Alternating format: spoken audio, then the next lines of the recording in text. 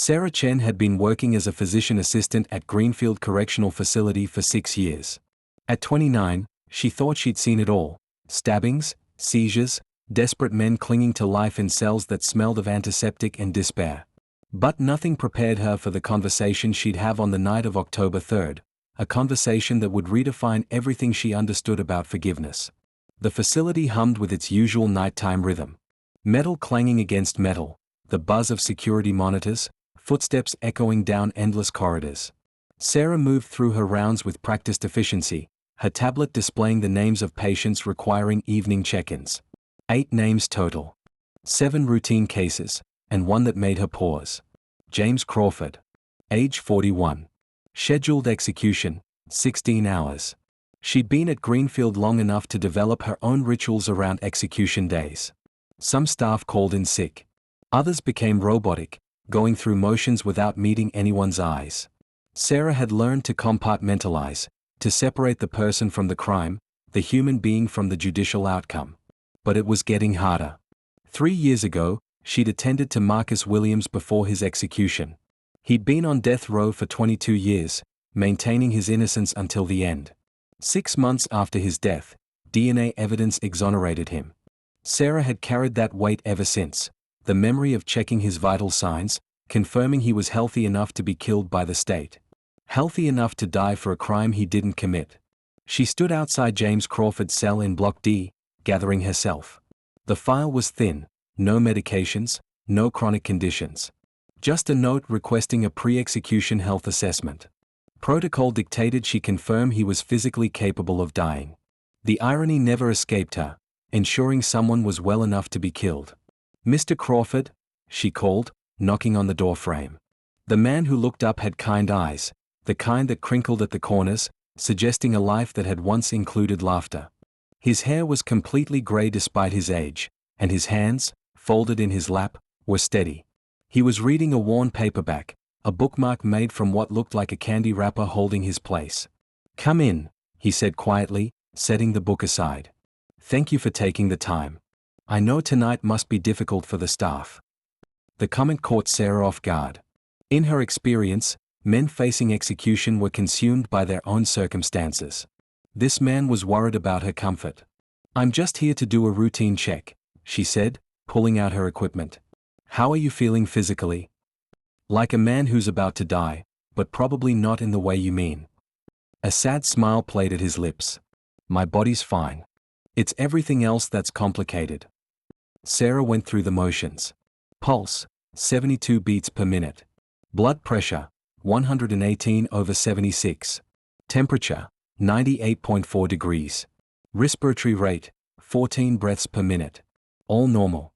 Too normal for a man facing death before dawn. As she worked, she felt his gaze on her, not threatening, but searching, as though he were trying to memorize her features. "You're wondering why I'm so calm," he said. She paused, stethoscope in hand. "I've learned not to make assumptions about what anyone's feeling." James nodded slowly. "Fair enough. But I need to ask you something, and I need you to really hear me." Sarah pulled up the small stool beside his bunk. Something in his voice commanded attention. Maybe it was the stillness in him, or the absence of the anger she so often encountered in these walls. Whatever it was, she found herself sitting down, giving him more time than protocol required. "Do you know the name Elena Fitzgerald?" Sarah shook her head. 13 years ago, her son Michael was killed during a carjacking. "My carjacking." He let the words settle between them like stones dropping into still water. He was 23 years old, engaged to be married, working as a teacher at Lincoln Elementary. He had his whole life ahead of him. He taught 3rd grade and volunteered at the literacy center on weekends. His students called him Mr. Mike. Sarah felt her chest tighten. She'd read his case file, vehicular homicide during a felony. But reading words on paper was different from hearing the weight of them from the person responsible. Different from hearing him speak the victim's name with such careful reverence. "I was high," James continued, his voice steady but strained. "Crack cocaine. I'd been using for 3 years by then, stealing to support my habit. That night, I saw Michael getting into his car outside a grocery store. Nice car, a Honda Accord, nothing fancy, but it was reliable and I needed reliable. I needed to get to my dealer, and I was desperate. He paused, looking down at his hands as if seeing them covered in blood that no amount of time could wash away. I pulled a knife. Just meant to scare him, take the car. But Michael fought back. Of course he did, he was brave. He tried to grab the knife from me, and we struggled. He fell backward, hit his head on the pavement. The sound. James closed his eyes. I hear that sound every single night. Like a melon cracking. I panicked. Took the car and drove away, left him bleeding in that parking lot. Sarah found her professional detachment slipping. He died from the head injury. Massive brain trauma. He was unconscious when I left him. Died 3 hours later at County General without ever waking up. His fiancée, Amanda, was waiting for him at home. They were supposed to be picking out wedding invitations that weekend. The cell was silent except for the ambient noise of the prison, distant voices, the hum of ventilation, the ever-present buzz of fluorescent lights. James reached beneath his pillow and pulled out a worn notebook, its pages yellowed and curled at the edges. I've written to her. Hundreds of times over the years. Letters I never sent because I convinced myself that staying silent was kinder than reopening her wounds. But silence is just cowardice dressed up as consideration, isn't it? He tore out a single page, folded it carefully, and placed it in an envelope he'd clearly been saving. The envelope was pristine, as if he'd been keeping it clean and ready for this moment. Sarah noticed his hands trembling slightly as he sealed it. My last request isn't a meal or a phone call. It's this. I need someone to take this letter to Elena Fitzgerald in Oakmorn, 2.5 hours north of here. I need her to know that Michael's death has haunted every moment of my existence. That I see his face when I close my eyes, not the face from the photos in the newspaper, but the face I imagine he'd have now at 36. I need her to know that if I could trade places with him, I would do it without hesitation. Without a second thought. Sarah stared at the envelope. Her name wasn't on it, but somehow she knew it was meant for her hands. Mr. Crawford, I'm not sure I can. I know what I'm asking is impossible, he interrupted gently. I know it violates every rule you're bound by. You could lose your job, your license. But in 6 years of you working here, you're the first person who's treated me like I still have humanity left in me. Not mercy, exactly, but something like dignity. That tells me you might understand why this matters. Sarah thought about the other inmates she'd treated. She'd held the hand of a man dying from liver failure who'd killed his wife in a drunken rage. She'd stitched up a gang member who'd shown her photos of his daughter and cried about missing her childhood. She'd learned that people were never just one thing, never just their worst moment, never just their crime. Why not send it through official channels? She asked. The chaplain could. Because I need her to see it in the eyes of the person delivering it. I need her to know that my final hours weren't spent begging for mercy for myself, but thinking about the mercy I denied her son. A chaplain would be doing his duty. You'd be doing something different. Something that might help her understand that remorse can be real, even when it comes too late. Sarah stood, pacing the narrow cell. This was insane. She could lose everything, her license, her career, her reputation. Her student loans weren't even paid off yet. She'd worked so hard to get here, to build a life that meant something. And for what? To deliver a letter that might reopen wounds that had barely begun to heal? But as she looked at James Crawford, she saw something she'd rarely witnessed in these walls. Genuine, soul-deep remorse. Not the performative apology of someone angling for clemency. Not the hollow words of someone who'd been coached by lawyers. This was different. This was a man who'd spent 13 years living with what he'd done, and it had carved him hollow. Tell me about Elena, she said. How do you even know where she lives? How do you know she'd want to hear from you? James looked down, a flush of shame crossing his face. I may have asked other inmates to find information when they had internet access. I never contacted her, I swear I never invaded her privacy directly. But I needed to know she was surviving. I needed to know that I hadn't destroyed her completely along with her son. And what did you find? That she's remarkable. She started a foundation in Michael's name 5 years after his death. The Michael Fitzgerald Scholarship Fund for Aspiring Teachers. She's helped send 47 young people to college to become educators. She turned her grief into something beautiful, something that honors her son's memory. She's in the local paper sometimes,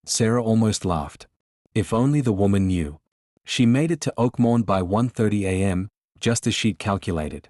The town was picturesque even in darkness, tree-lined streets, old-fashioned street lamps, the kind of place where people probably knew their neighbors' names. She found a motel called the Oakmorn Rest, its neon sign flickering with a half-hearted welcome. The night clerk barely looked up as she paid cash for a room. Inside, the space was clean but dated, floral wallpaper, a landscape painting of mountains that could have been anywhere, a television bolted to the dresser. Sarah lay on the bed fully clothed, staring at the ceiling, rehearsing what she'd say. "Mrs. Fitzgerald, I'm here on behalf of the man who killed your son. He wanted you to have this letter before he dies." No, too blunt. "Mrs. Fitzgerald, I know this is unexpected, but James Crawford asked me to deliver a message to you." Too casual, like she was dropping off a package.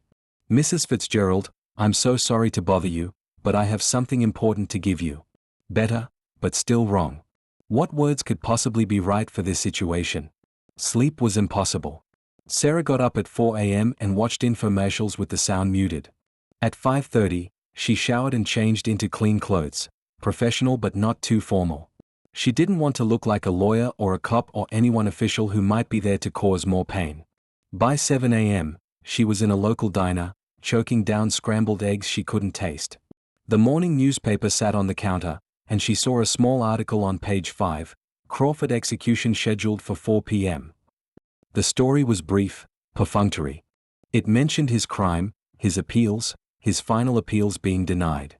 It didn't mention Michael Fitzgerald by name.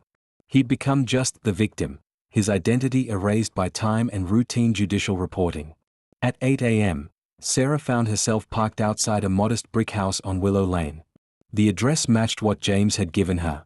Flower boxes adorned the windows, bursting with autumn blooms, chrysanthemums in deep burgundy and gold, ornamental kale with its purple-tinged leaves. A woman's touch, trying to maintain beauty in a world that had shown her cruelty. The house was well kept but not ostentatious. A small garden wrapped around the side, and Sarah could see a bird feeder hanging from a maple tree. Wind chimes made of copper caught the morning light. Everything about the place suggested someone who'd worked hard to create peace, to build a life worth living even after the unthinkable. Sarah watched as lights appeared in the kitchen window at 8:15. A silhouette moved past, slender, purposeful. This was Elena Fitzgerald, now 56, who had spent 13 years learning to live after the unthinkable. Sarah had Googled her last night at the motel. Found photos from the Scholarship Foundation events. Elena had aged well, but there was something in her eyes in those photos, a depth that spoke of suffering survived rather than avoided.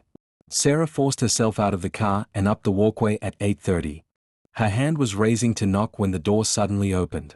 Elena stood there in jeans and a soft gray cardigan, coffee cup in hand, surprise registering on her face.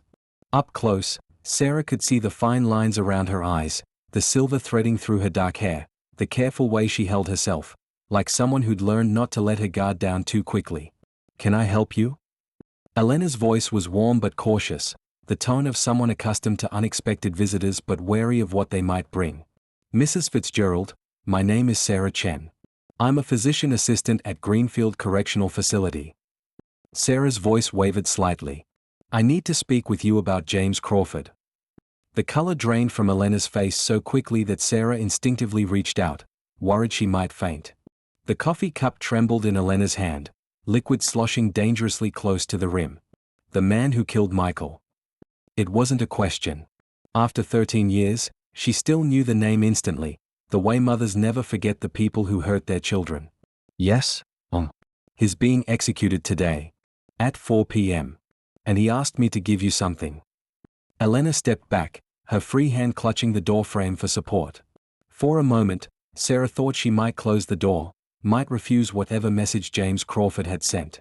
Instead, she whispered, "Come inside." The living room was a shrine to Michael, photographs everywhere, creating a visual timeline of a life cut short. Baby pictures showed a chubby-cheeked infant with his mother's eyes. Elementary school photos captured gap-toothed grins and cowlicks that refused to be tamed. High school showed a young man growing into himself, confident and kind-faced. College graduation, teaching credentials, candid shots of Michael with children clustered around him in a classroom. His teaching certificate was framed on the wall: Michael James Fitzgerald, licensed elementary education, State of Connecticut. Beside it hung a photo of him receiving the Teacher of the Year award from Lincoln Elementary, his smile radiant with pride. On the mantel sat a folded American flag. Michael had been in the National Guard Reserves, and a small bronze urn that Sarah tried not to stare at. "I'm sorry," Elena said, noticing Sarah's gaze sweeping the room. "I know it's a lot. People tell me I should move on, redecorate, pack some of this away. But this room reminds me he existed. That he was real and loved and mattered." "You don't need to apologize," Sarah said softly. "He clearly was loved. And he clearly mattered." Elena gestured to the sofa, and they both sat at a. She set her coffee cup down with shaking hands. "What could he possibly have to say to me after 13 years? Why now, after all this time?" Sarah handed her the envelope. "He said his thought about Michael every single day. He wanted you to know that he's sorry, not just sorry for getting caught, but truly sorry for stealing your son's future. For taking him away from you and from everyone who loved him." Elena held the envelope like it might burn her. "Is this some kind of last-minute appeal for sympathy? Does he want me to advocate for him, to call the governor, to ask for his sentence to be commuted?" "No. There's no appeal. No legal maneuvering. All his options are exhausted. He asked me to do this because he said the silence has been selfish. He thought you might need to hear these words, even if they come too late." "And what do you think?" Elena's gaze was sharp, assessing. "You're the one who agreed to come here. Do you think I need this?" Sarah took a breath. "I think I don't know. I think only you can decide that. But I also think that James Crawford is genuinely remorseful, and maybe there's value in that. Or maybe there isn't. I'm not here to tell you how to feel." Elena's hands shook as she opened the envelope. Sarah watched as she read, seeing emotions cascade across her face like weather systems, anger hardening her jaw, grief pooling in her eyes, confusion furrowing her brow, and then something else. Something softer that Sarah couldn't quite name. The letter seemed to be several pages, filled with James's careful handwriting. Sarah sat in silence, giving Elena the space to absorb whatever message had been deemed important enough to send across death's threshold. When Elena finished, she pressed the pages to her chest, her eyes closed, tears streaming down her face. For a long moment, she said nothing, just sat there holding the letter like it might dissolve if she let go. Finally, she spoke. "He talks about Michael like he knew him. About how Michael used to volunteer at the literacy center every Saturday morning. How he'd spend his own money on school supplies for students whose families couldn't afford them. How he once bought winter coats for 3 kids in his class. How does he know these things?" "He spent 13 years learning about the person he killed," Sarah said gently. "Learning about the life he destroyed. He said he needed to understand the weight of what he'd done." Elena walked to the mantel, touching a photograph of Michael in his graduation cap and gown, his arms around her shoulders as they both beamed at the camera. "I've hated James Crawford for 13 years. I've imagined confronting him, screaming at him, making him feel a fraction of my pain. I've had fantasies about being in that execution chamber, watching him die, seeing fear in his eyes the way Michael must have been afraid in those final moments." She turned back to Sarah, her face wet with tears. "But this letter, he sounds like he's already suffered more than I could ever make him suffer. He says he wakes up every night from nightmares about Michael's face. He says he can't look at his own reflection without seeing a monster. He says the worst punishment isn't death, it's living with what he did." "There's more in there about redemption," Sarah ventured carefully. "Yes." Elena wiped her eyes with the back of her hand. "He wrote that he's taught 53 inmates to read. That he's worked in the prison library for 11 years. That he's helped men write letters to their children, prepare for parole hearings, study for their jets. He says he's tried to become someone Michael wouldn't despise, even though Michael never got the chance to become everything he was meant to be." She laughed, but it was a bitter, broken sound. "It's strange. I've spent over a decade wanting him to suffer, and now that I know he has, it doesn't make me feel better. It just makes me tired. So deeply, bone-achingly tired." Sarah checked her watch, 9:30 a.m. 6.5 hours until the execution. She thought about James in his cell, probably pacing, wondering if she'd completed her mission. Wondering if Elena had read his words or torn them up in righteous rage. Mrs. Fitzgerald, I have to drive back. Is there anything you'd like me to tell him? Elena sat down heavily, the letter still clutched in her hands. For a long moment, she was silent, wrestling with something internal. Sarah could see the conflict playing across her face, the mother who'd lost everything warring with the woman who'd spent 13 years trying to rebuild a life. Can I show you something? Elena asked suddenly. Of course. Elena led Sarah down a hallway lined with more photos of Michael. She opened a door to what was clearly a home office. The walls were covered with corkboards displaying photos of young people in graduation caps, teaching in classrooms, holding diplomas. Each photo had a small plaque, Michael Fitzgerald Scholar, 2018 or Michael Fitzgerald Scholar, 2020. These are the teachers Michael's scholarship fund has supported, Elena said. 47 so far. Some of them send me updates about their classrooms, their students. This 1-inch, she pointed to a young woman with bright eyes and a warm smile, teaches on a reservation in New Mexico. This one works with refugee children in Portland. This one is in Appalachia, in a town so small it almost lost its school. She turned to Sarah, her eyes shining. I started this fund 5 years after Michael died. At first, I couldn't do anything. I could barely get out of bed. But eventually, I realized I had a choice. I could let his death be the end of everything, or I could make it mean something. Every teacher we help is Michael's legacy continuing. Every child they teach is a child Michael is still reaching. Sarah felt tears prick her own eyes. That's beautiful. But it's also exhausting, Elena admitted. People think forgiveness is this instant thing, like flipping a light switch. But I've been working at it for years, and I still wake up angry some days. I still see Michael's face and want to scream at the injustice of it all. And now James Crawford sends me this letter, on his execution day, and I'm supposed to decide how to feel about it in a matter of hours? She sat down at her desk, looking suddenly smaller, older. The letter says he forgives himself. Not completely, but enough to face death with some measure of peace. And I realized something reading that, I'm not ready to forgive him. Not yet. Maybe not ever. But I'm ready to forgive myself. What do you mean? Sarah asked. I've been carrying guilt for 13 years that I didn't protect Michael somehow. That I raised him to be too trusting, too willing to help, too brave for his own good. I've hated myself for not being in that parking lot, for not calling him right before he left the store, for not doing something, anything, that might have changed the outcome. James Crawford isn't the only person I've been angry at. Elena stood, walked back to the living room with Sarah following. She picked up the letter again, reading a particular passage. He writes here about how forgiveness isn't about excusing what happened. It's about releasing the poison that hatred creates. He says he learned that from a hospice volunteer who visited the prison, a woman whose husband had been murdered. Do you believe him? Sarah asked. Do you believe his remorse is real? Elena considered this carefully. I think pain this detailed can't be faked. The way he describes the nightmares, the guilt, the weight of carrying Michael's death, that's not something you can manufacture to impress a prison counselor or a parole board. And since he has no hope of parole, no hope of anything except death, what would be the point of lying? She walked to the window, looking out at her garden.